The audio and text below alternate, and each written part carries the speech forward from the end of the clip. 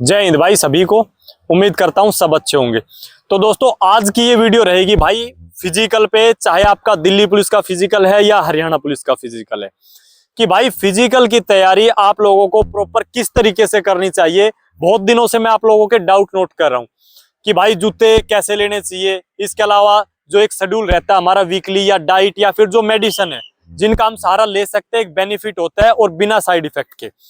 तो भाई वीडियो को स्टार्ट करते हैं, एंड तक जुड़े रहना, मेरी एक एक बात को बिल्कुल अच्छे से सुन लेना। चाहे आप किसी एकेडमी में तैयारी कर रहे हैं, चाहे आप भाई खुद से तैयारी कर रहे हैं। एकेडमियों में भी बहुत जगह पे ये हालात है कि प्रॉपर नॉलेज नहीं होती है। रोड पे स्प्रिंट लगा रहे हैं, फिर सिन पे ना जा रहा है, जो बताने की चीजें होती है वो नहीं बताते, अंधाधुंध मेहनत कराई जा रही है। तो बहुत बारीकी से एक एक चीज बताऊंगा भाई, एंड तक बने रहना और वीडियो को शेयर कर देना। जो भाई चैनल पे नया है चैनल को सब्सक्राइब जरूर कर लेना। तो भाई सबसे पहले हम शेड्यूल पे या इन चीजों पे आए, कुछ जरूरी चीजें आपके साथ डिस्कस कर लेता हूं। भाई जैसे अभी दिल्ली पुलिस के फिजिकल कब होने हैं मैं वीडियो डाल चुका हूं कि फरवरी में बहुत रेयर चांसेस है। आपके मिड मार्च तक जो एक मेरा अनुमान है, यानी लगभग 1.5 महीने का समय अब भी आपके पास में है। और भाई एक्सक्यूज आपके कोई नहीं देखेगा, सभी को रिजल्ट चाहिए। और ये भी आपके पास में बहाना नहीं रहेगा कि समय नहीं मिला। आज आपके चाहे 80 नंबर है, चाहे आपके 75 है या 85 है, भाई आपका सिलेक्शन देखा जाएगा और उसके लिए फिजिकल को पार करना ही पड़ेगा, चाहे वो रनिंग हो, लॉन्ग जंप हो या हाई जंप हो। तो एक खुद को मोटिवेट रखना, माइंड सेट ऐसा रखना कि चाहे कुछ भी हो जाए भाई, और आगे चाहे कैसी भी सिचुएशन हो, लेकिन हमें फिजिकल को क्वालिफाई करना ही करना है। वरना फिर आपको पता ही है भाई, आज से पहले भी आप कभी किसी भर्ती में पॉइंट में रह गए या किसी कारण की वजह से आपका फिजिकल नहीं हुआ, चाहे आपने कितनी सफाई दी हो, और एक दूसरा आपके साइड से जो सेलेक्ट हो गया, चाहे वो आपसे वीक था, आज उसकी इज्जत है अच्छी खासी और आपको उसी नजर से देख रहे हैं कि इसके बस की कुछ नहीं है। तो ये सोच लेना भाई कि जी जान लगा के और फिजिकल करना ही करना है, चाहे कुछ हो जाए भाई। चाहे जिस दिन फिजिकल हो उस दिन बारिश आए या कुछ भी आए, इन चीजों पे भी मैं अभी आ जाता हूँ। तो भाई एक तो जो आपकी रनिंग टाइमिंग है, आपको अगर 6 मिनट में वहां क्वालिफाई करना है, जैसे कांस्टेबल एग्जीक्यूटिव के लिए यहाँ आपको लेके जानी है 5:45। ऐसे ही आपको एक्स्ट्रा लॉन्ग जंप हो या हाई जंप, यहां से कॉन्फिडेंस तब आएगा जब आप एक्स्ट्रा लेके जाओगे। ऐसे ही जो ड्राइवर वाले भाई हैं अपने 7 मिनट है तो यहाँ 6:45-50 लेके जाओ। कारण क्या है, जिस दिन आपका वहां पे फिजिकल होगा, अगर उस दिन जैसे मैं बात करूं वजीराबाद की मार्च में फिजिकल होंगे, आपका 11-12 बजे नंबर आ गया, जमुना रेती वजीराबाद में सांस लेने में इतनी ज्यादा प्रॉब्लम आती है, और ऊपर से अगर आपका 11-12 बजे नंबर आ गया दोपहर में, फिर क्या कहोगे कि मेरा लेट नंबर आया था, इस वजह से मेरा फिजिकल नहीं हो पाया। तो ये चीज पे पहले से ही एडवांस लेके चलो खुद को, ताकि कैसी भी अगर सिचुएशन रहे आप क्वालिफाई कर पाओ। अब आ जाते हैं भाई सबसे पहले अपना जो एक फिजिकल का शेड्यूल है उस पे, कि आपको रखना क्या। अभी मैं ये जो 1.5 महीना लमसम मान के चल रहे उस हिसाब से बता रहा हूँ, यानी 1 महीने ये शेड्यूल रखना है, लास्ट के 10-12 दिन कंटिन्यू आपको जो स्पीड वर्कआउट है वो करना है। तो भाई एक दिन वीक में आपको रेस्ट रखना है, ये मैं पहले क्लियर कर देता हूँ। रेस्ट बहुत जरूरी है, सारी चीजों का अपना अपना रोल रहता है। डाइट है, प्रैक्टिस है, एक्सरसाइज है, हर चीज का अपना अपना रोल है। ऐसा नहीं है कि बस अंधाधुंध रनिंग कर ली और आपकी टाइमिंग आ जाएगी। इसी वजह से तो भाई एक कैंडिडेट है जो 2 महीने में बहुत अच्छी टाइमिंग निकाल देता है और एक को वही करने में 3 से 4 महीने लग जाते हैं। तो हर चीज की वैल्यू को समझ के चलना है। तो एक दिन का रेस्ट रखना है, एक दिन आपको कोशिश करनी है भाई ट्रायल लगाने की, यानी ट्रायल देने की। ये आप वीक में कभी कभी वीक में कर लेना, कभी कभार आप 15 दिन पे कर लेना। अब मैं आपको 5 दिन का जो शेड्यूल बताने जा रहा हूं उसको अच्छे से फॉलो कर लेना। नंबर 1 भाई, अब ये नंबर 1 आप बृहस्पतिवार को भी मान सकते हैं, यानी बुध के बाद को भी, या फिर आप सोमवार को। एक दिन आपको लॉन्ग रनिंग करनी ही करनी है। लॉन्ग रनिंग का आप ये मतलब मत समझना कि बस 3-4 किलोमीटर कर ली और हो गया। कम से कम 7 से 8 किलोमीटर। स्पीड नहीं इस पे देखना है कितना भी स्लो जाओ, लेकिन लगभग आप 7-8 किलोमीटर लगाओ। कोशिश करो, अगर ग्रुप आपका यार दोस्तों का है या एकेडमी में हो तो वैसे ग्रुप में आप इजीली कर लोगे कवर।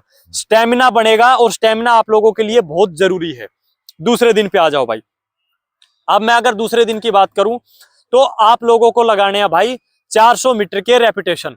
अब 400 मीटर में ऐसा नहीं है कि आपको जो एक आपका जो टाइमिंग की अगर रेपिटेशन की बात करूं तो आपको 1 मिनट लेके आनी है, 1:10 नहीं। लगभग आपको कोशिश करनी है आप 1:15 से 1:20 ले आओ और उसके बाद रेस्ट ले लो। रेस्ट अब नहीं है कि भाई 15-20 मिनट का रेस्ट नहीं, थकी हुई बॉडी में कंटिन्यू मेहनत करना, बहुत अच्छा रिजल्ट आएगा। एक 15-20 का ले आओ, उसके बाद रेस्ट ले लो 3-4 मिनट का, फिर अगेन रेपिटेशन। ये 5 लगा लेना जो दूसरे दिन का शेड्यूल है।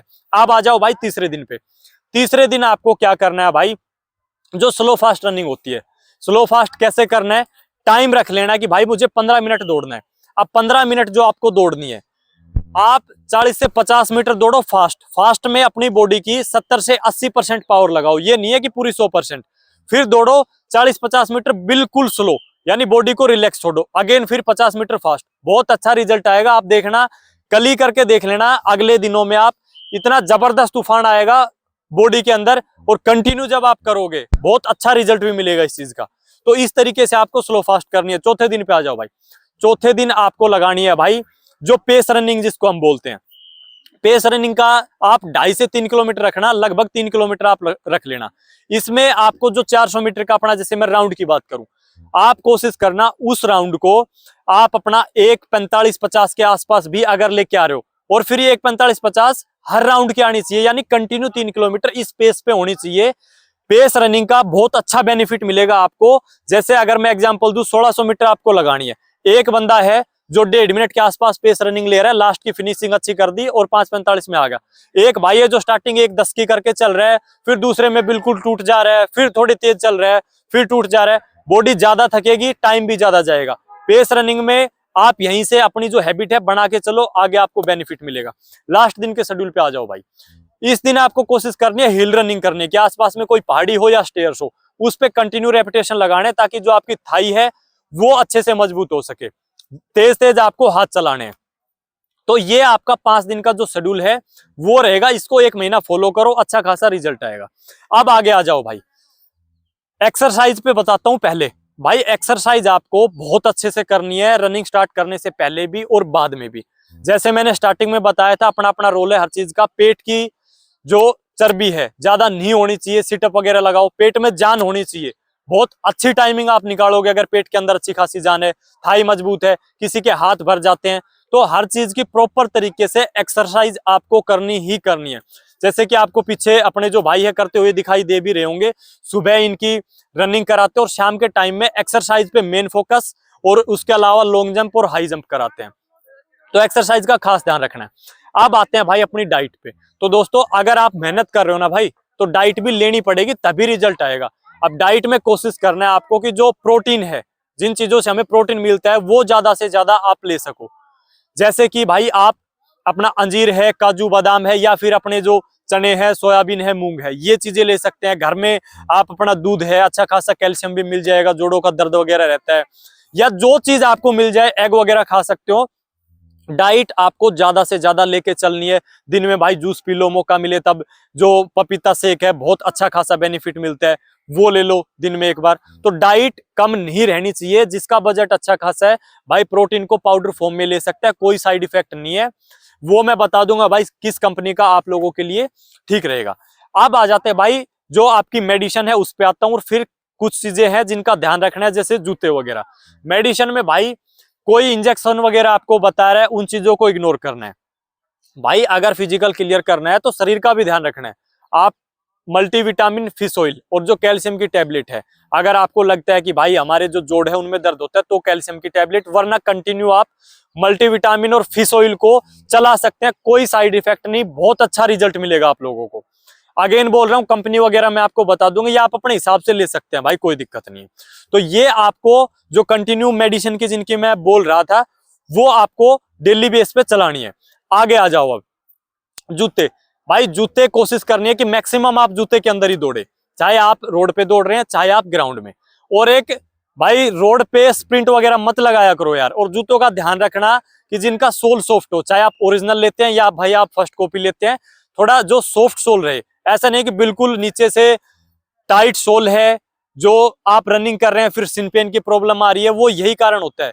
या तो आप अंधाधुंध रोड पे कोई नंगे पैर दौड़ रहा है, कोई स्प्रिंट लगा रहा है, या जूते आप ठीक नहीं पहन रहे, या प्रॉपर तरीके से आप दौड़ नहीं रहे, एडी आप पहले मार रहे हैं, बहुत सारी चीजें होती है।